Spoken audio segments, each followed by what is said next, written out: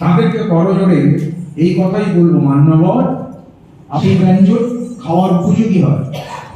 এই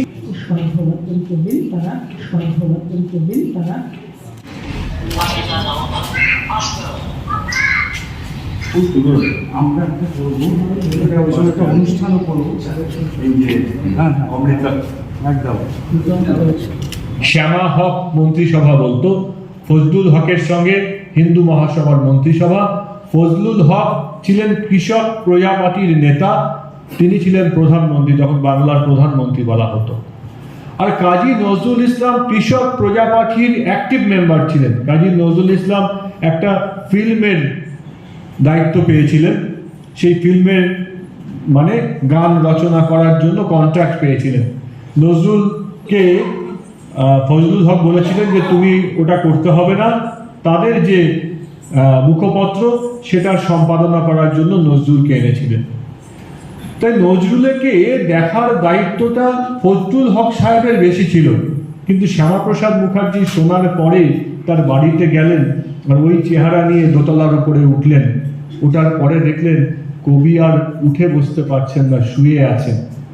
কবি পত্নী অসুস্থ, তিনি বললেন আমার শরীরটা আজকে এত খারাপ যে এই অবস্থাতেও ওই মানুষটাকে রান্না করতে হয়েছে।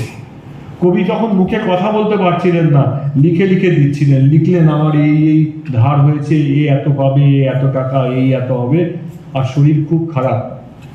শ্যামাপ্রসাদ মুখার্জি সেই দিনই তিনি ওই দেখবেন এলগিন রোডে এক ধার থেকে কতগুলো সোনাচারির দোকান আছে, একই রকম নাম, বোধহয় একই মালিক কখনো ছিল, ভাগ হয়ে গিয়ে হয়েছে একই রকম নাম।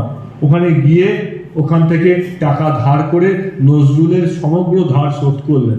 ডক্টর শ্যামাপ্রসাদ মুখার্জির ১২৫তম জন্মদিবস, সেটাকে আমরা পূর্বাঞ্চল সংস্কৃতি কেন্দ্র এবং সংস্কার ভারতীর যৌথ উদ্যোগে উদযাপন করছি। এটার অন্যতম উদ্দেশ্য হচ্ছে এটাই, যেটি আমি আমার বক্তৃতার সময় বলেছি, যে শ্যামাপ্রসাদের মতো মহান ব্যক্তিত্ব, যিনি পশ্চিমবঙ্গের স্রষ্টা, তাকে এতদিন পর্যন্ত অন্ধকারে রাখা হয়েছিল। এমনকি বর্তমান প্রজন্ম তারা শ্যামাপ্রসাদকে জানেই না। এটা ইচ্ছাকৃতভাবে ইতিহাসের একটা অন্য ন্যারেটিভ তৈরি করা হয়েছিল।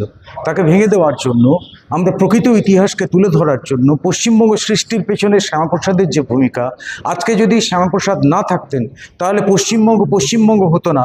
হিন্দু বাঙালিরা তারা তাদের নিজস্ব জায়গা পশ্চিমবঙ্গ পেত না। এই ইতিহাসটাকে নতুন করে নবপ্রজন্মের কাছে পৌঁছে দেওয়ার জন্য আমাদের এই প্রচেষ্টা।